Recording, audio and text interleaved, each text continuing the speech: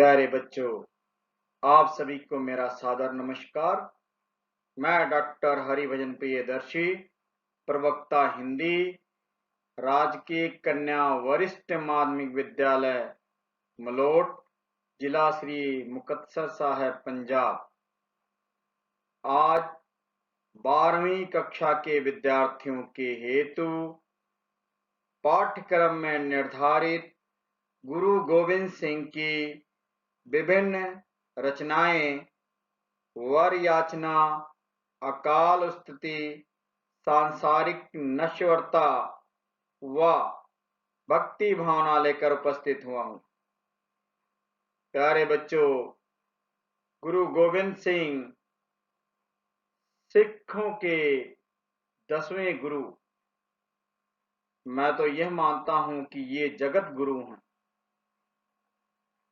गुरु गोविंद सिंह बड़े ही निडर और निर्भीक बचपन से ही थे। तो प्यारे बच्चों, आपके समक्ष प्रस्तुत है, ये आपके समक्ष गुरु गोविंद सिंह की छाया चित्र है। प्यारे बच्चों, गुरु गोविंद सिंह बचपन से ही बड़े ही निडर, निर्भीक और साहसी थे। तभी तो 10 वर्ष की आयु में ही पिता को बलिदान देने के लिए तैयार करते हैं। तो प्यारे बच्चों, सर्वप्रथम हम गुरु गोविंद सिंह के जीवन वृत्त को पढ़ेंगे, उनके जीवन को देखेंगे और फिर कविता के पाठ परिचय को देखेंगे। तो प्यारे बच्चों, आओ हम गुरु गोविंद सिंह के जीवनी पर प्रकाश डालते हैं। गुरु गोविंद सिंह हिंदी साहित्य के मध्य काल के प्रमुख भक्त एवं वीर कवि हुए हैं। सिखों के 10वें गुरु श्री गुरु गोविंद सिंह जी का जन्म 22 दिसंबर सन 1666 ईस्वी को पटना नगर में हुआ। आप 9 वर्ष की आयु के थे जब इनके पिता गुरु तेग बहादुर जी ने दिल्ली में अपना बलिदान दिया। और प्यारे बच्चों, इसीलिए हम गुरु तेग बहादुर जी को हिंद की चादर कहते हैं, क्योंकि उन्होंने अपना बलिदान अपने लिए नहीं बल्कि हिंदू धर्म की रक्षा के लिए किया था। गुरु गोविंद सिंह जी का जीवन त्याग का अनुपम उदाहरण है। आपके चारों पुत्रों ने अन्याय का सामना करते हुए प्राणों का बलिदान दिया। गुरु जी के अनुयायियों में हिंदू मुसलमान दोनों धर्मों के मानने वाले थे। अपने अन्याय के विरुद्ध युद्ध किया। धर्म एवं मानवता की रक्षा के लिए अपने खालसा पंथ की स्थापना की।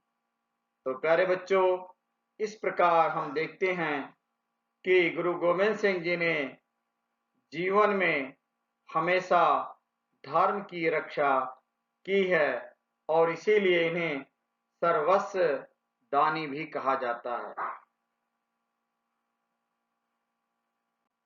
गुरु जी की साहित्यिक रचनाएं 10म ग्रंथ में संकलित हैं। इनमें जाप साहब, अकाल स्तुति, विचित्र नाटक, चंडी चरित, चंडी दीवार और ज्ञान प्रबोध आदि प्रसिद्ध हैं। छंदों की विविधता, भाषा की ओजस्विता और कल्पना की मौलिकता इनकी कविता की मुख्य विशेषताएं हैं। इनके काव्य में वीर रस और शांत रस दोनों का समावेश है।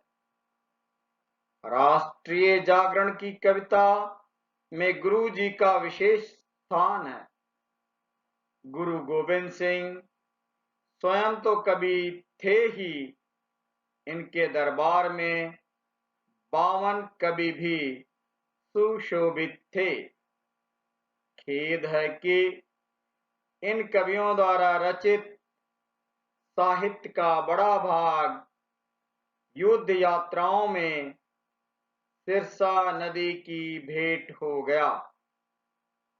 7 अक्टूबर सन 1708 में गुरु जी ने शरीर त्याग दिया और वो अपना नाम अमर कर गए। प्यारे बच्चों, अब हम देखेंगे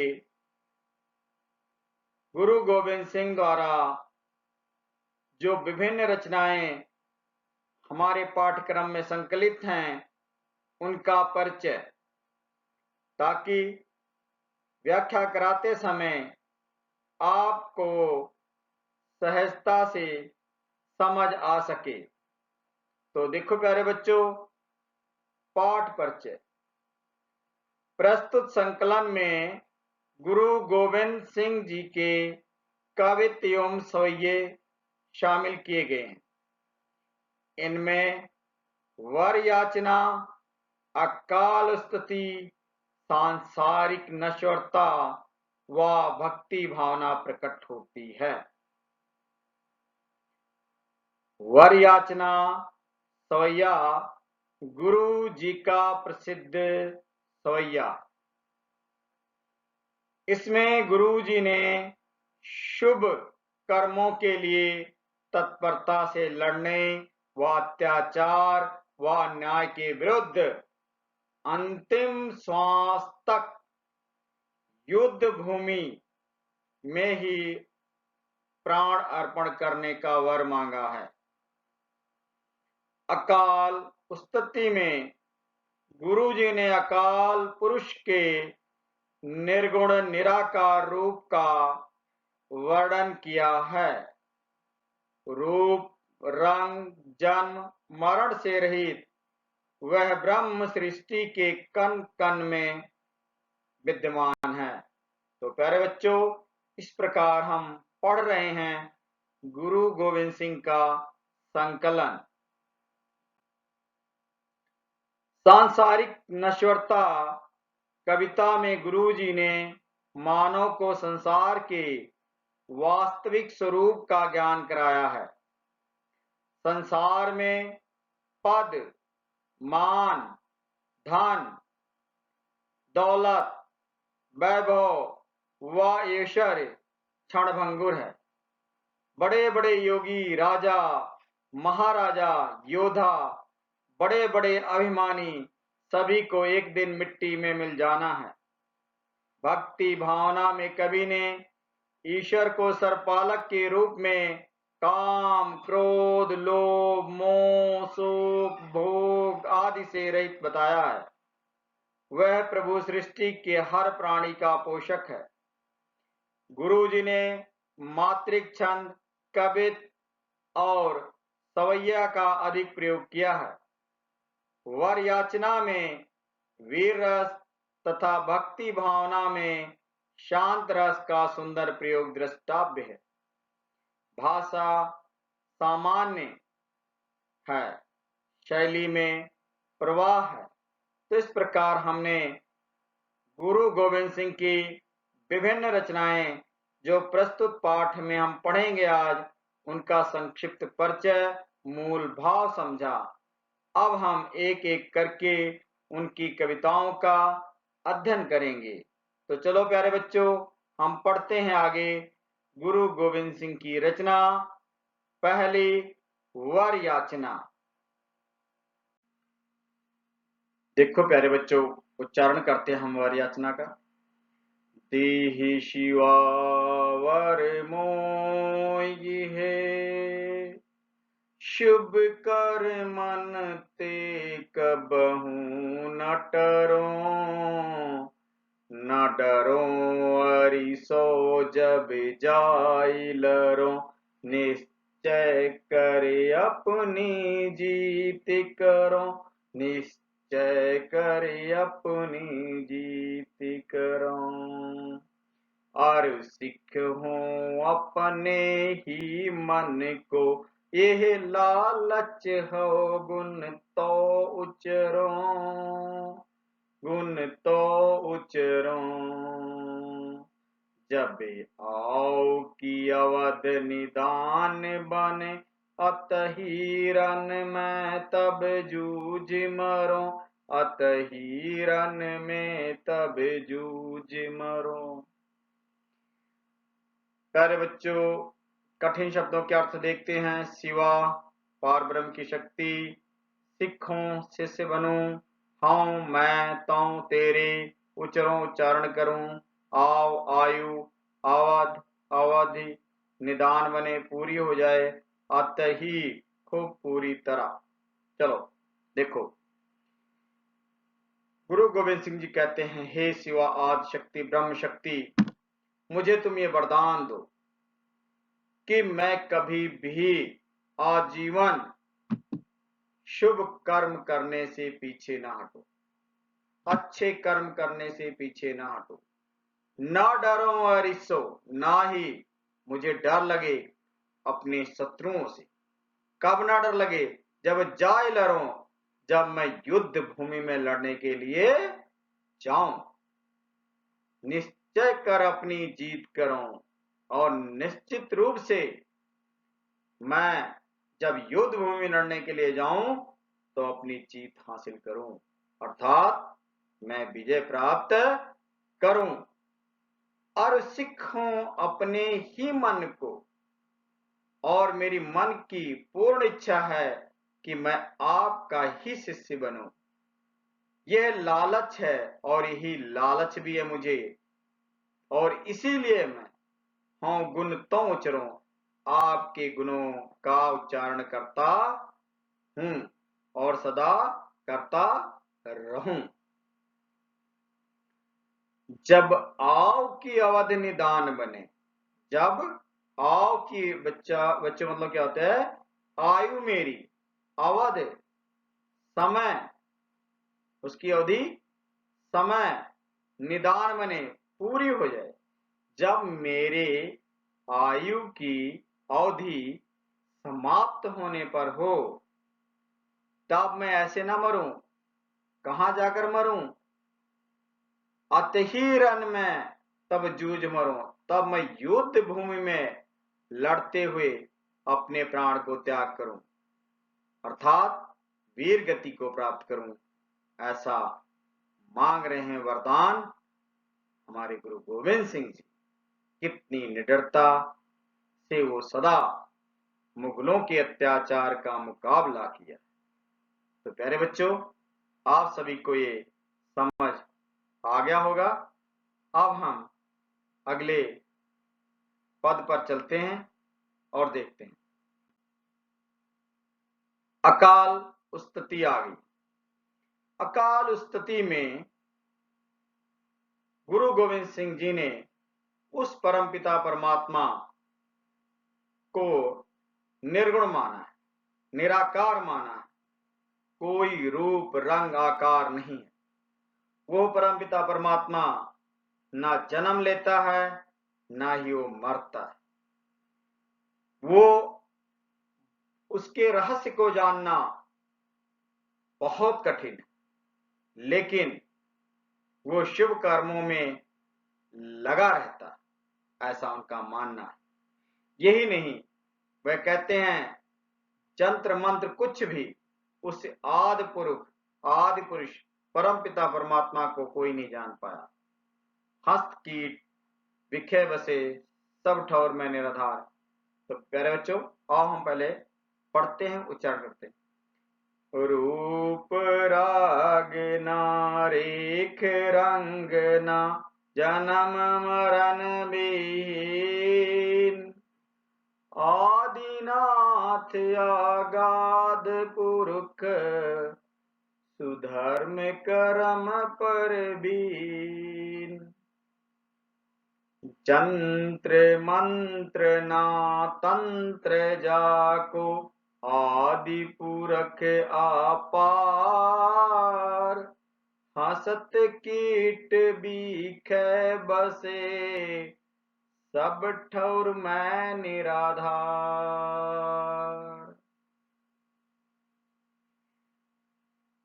प्यारे बच्चों, गुरु गोविंद सिंह अकाल स्थिति में उस परम पिता परमात्मा के निर्गुण रूप की उपासना करते हुए कहते हैं कि उस परम पिता परमात्मा का जो कि निरांकार है, जिसका कोई आकार नहीं, जो निर्गुण है, कहते हैं कि उसका कोई रूप नहीं, ना ही उसकी कोई आकृति है। रेख मतलब रेखा या आकृति। ना ही उस परमपिता परमात्मा का कोई रंग है, काला गोरा नीला पीला कुछ भी नहीं।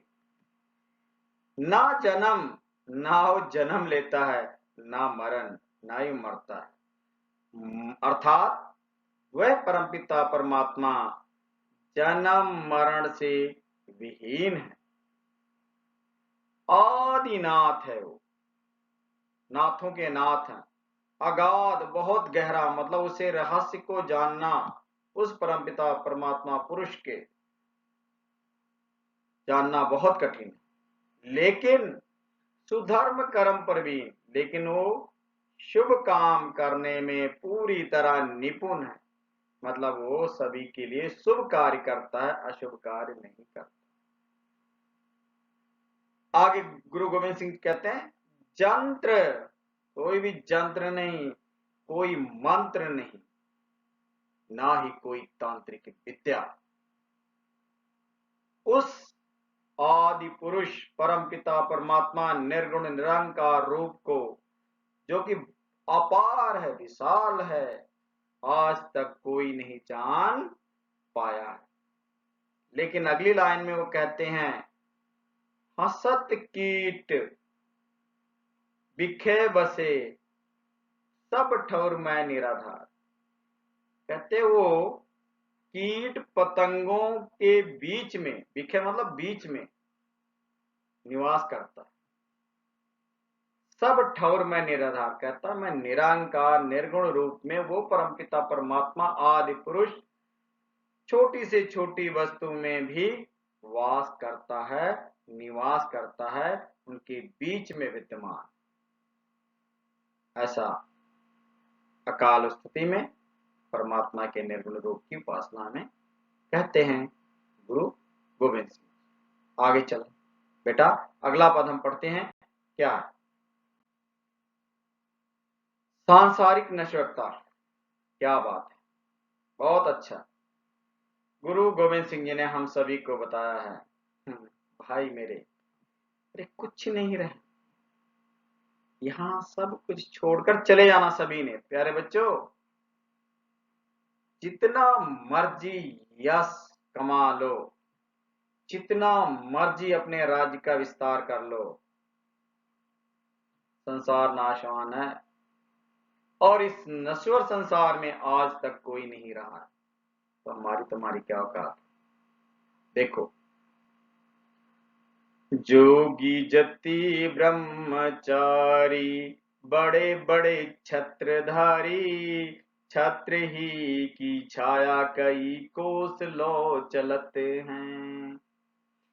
बड़े बड़े राजन के दावत फिरत देश, बड़े बड़े राजन के दर्प को दलत हैं। मान से महीप और दिलीप के से छत्रधारी, बड़ो अभिमान बुझ दंड को करते हैं। तारा से दिलीसर दर्जोधन से मानधारी, भोग भोग भूम अंत भूम में मिलते हैं। क्या बात है! गुरु गोविंद सिंह जी ने हम सभी को ना समझाया है इसमें कि भाई मेरे, ये नश्वर संसार है, क्यों घमंड करते हो, क्यों अहंकारी होते हो? रहना नहीं कि आपने यहाँ चले जाना। अरे बड़े बड़े राजा यहाँ से चले गए। चलो व्याख्या करते हैं प्यारे बच्चों, लेकिन उससे पहले हम कठिन शब्दों के अर्थ देखते चलते हैं। मानधारी, अभिमानी, घमंडी। मान एक राजा का नाम है प्यारे बच्चों। दिलीप ये भी एक राजा का नाम है। भुजदंड अपनी राज शक्ति पर, भुजाओं की शक्ति पर। दारा से दिलीसर, दिल्ली के बलवान शासक। कितने रहे लेकिन कोई आ नहीं रहा प्यारे बच्चों। ये तो संसार नश्वर है। जो मर्जी कोई कहे कि मैं यहाँ पर राज करूंगा, कहाँ रहा? कोई नहीं रहा, सब चले गए संसार से। जब वो चले गए तो बाकियों की क्या औकात है? आओ संसारिक नश्वरता की व्याख्या पढ़ते हैं। जोगी, योगी। जति, तपस्वी। ब्रह्मचारी, जिन्होंने आजीवन ब्रह्मचारी का रूप धारण किया। बड़े बड़े छत्रधारी, और बड़े बड़े छत्रधारी जिनकी यश को धारण करने वाले, और उनके यश कई कोस तक मील दूर, कितने ही मील तक उनका यश चलता था। और वो क्या करते थे? बड़े बड़े राजन के दावत फिरते।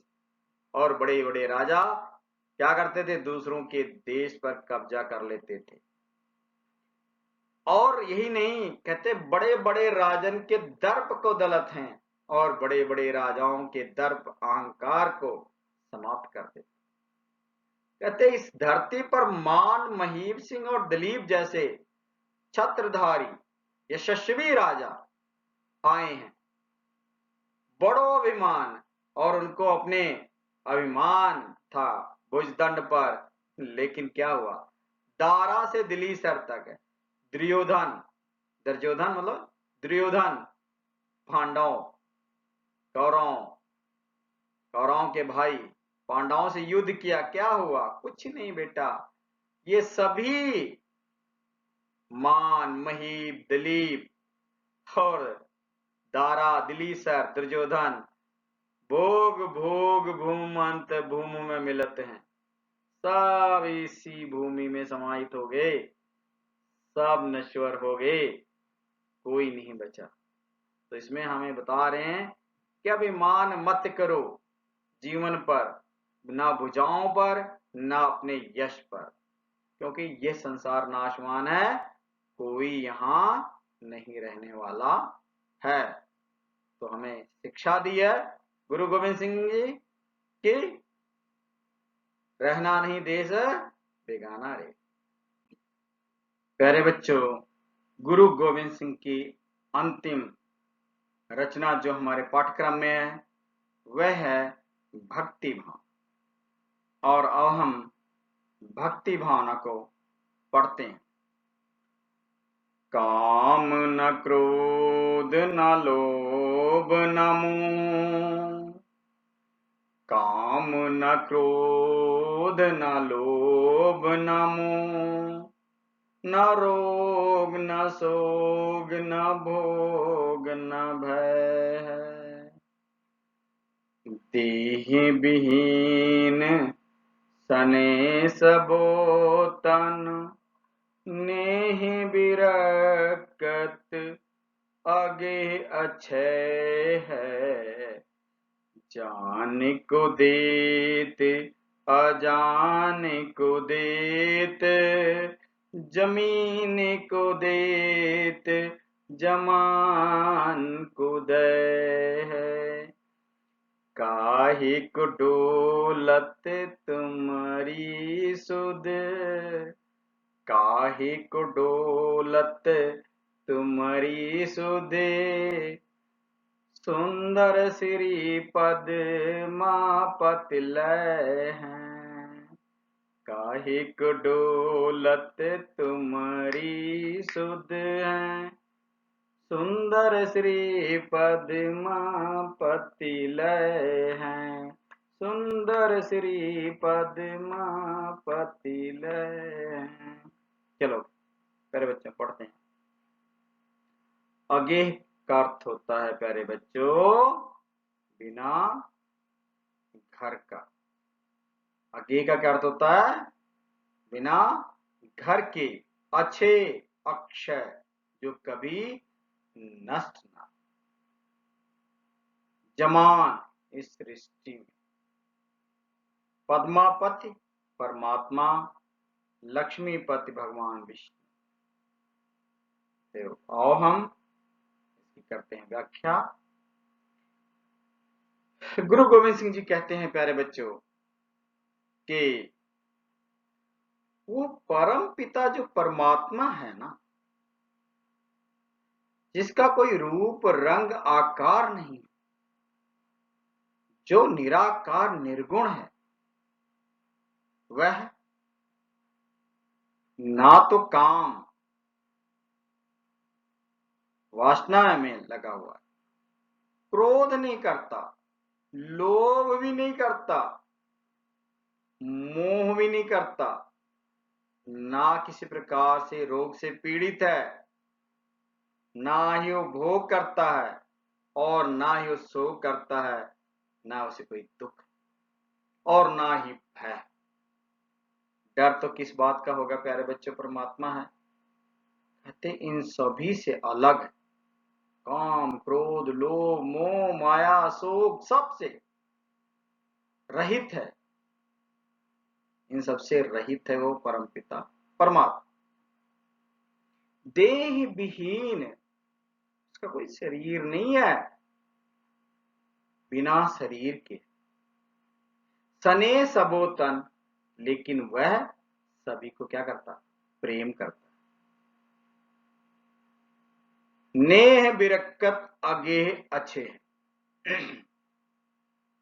वो सभी से स्नेह करता है, इस संसार से विरक्त है, बिना घर के है और अक्षय है। जान को देत अजान को देत, वो परमपिता परमात्मा जिसको जानता है उसको भी देता है, जिसको नहीं जानता उसको भी देता है। अर्थात जमीन को देत जमान को दे। इस सृष्टि में जो अमीर हैं उसको भी परमपिता परमात्मा देता है और जो गरीब हैं उसको भी देता है। कहते फिर काहे को डोलत है तुम्हारी सुध, फिर तुम्हारा ध्यान क्यों भटकता है? भटकना नहीं चाहिए उस परमपिता परमात्मा से ध्यान।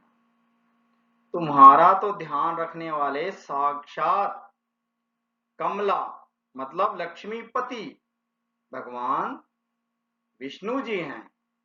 तो प्यारे बच्चों इस प्रकार हमें कहा गया कि भगवान विष्णु की भक्ति की गई है। इसमें आगे हम चलते। कुछ प्रश्न हैं प्यारे बच्चों जो इस पाठ्य पुस्तक में आपसे पूछे जा सकते हैं पेपर के दौरान। वर याचना किस कवि की रचना है? हमने पढ़ा है अभी, गुरु गोविंद सिंह, सूरदास, मीराबाई, बिहारी। तो हमारा उत्तर होगा प्यारे बच्चों कौन सा? का गुरु गोविंद सिंह। वर याचना में गुरु गोविंद सिंह जी किस वर की याचना करते हैं? भयभीत होने की, शुभ कर्मों से पीछे न हटने की, गा शिक्षा की, काव्य रचना की। तुम्हारा उत्तर होगा खा शुभ कर्मों से। दे शिवा बरमो यो शुभ कर्मन ते वर याचना कविता में किस रस का प्रयोग हुआ? तो इसमें प्यारे बच्चों वीर रस का प्रयोग हुआ। अकाल स्तुति में गुरु जी ने अकाल पुरुष का कैसा रूप सिद्ध किया है? वो है प्यारे बच्चों निर्गुण। भक्ति भावना के माध्यम से गुरु जी ने किस पर विश्वास रखने को कहा है? कहते हैं तो किस पर? विष्णु पर। हमारा ये उत्तर होगा। भक्ति भावना के आधार पर बताएं गुरु जी के अनुसार परमात्मा में कौन से विकार नहीं होते? उपर्युक्त सभी नहीं होते, काम क्रोध से वो रहित। तो प्यारे बच्चों आज हमारा यहीं पर पाठ समाप्त होता है। आप सभी से मैं विदा चाहता हूं। पुनः नए अध्याय के साथ, नए विषय के साथ उपस्थित होऊंगा।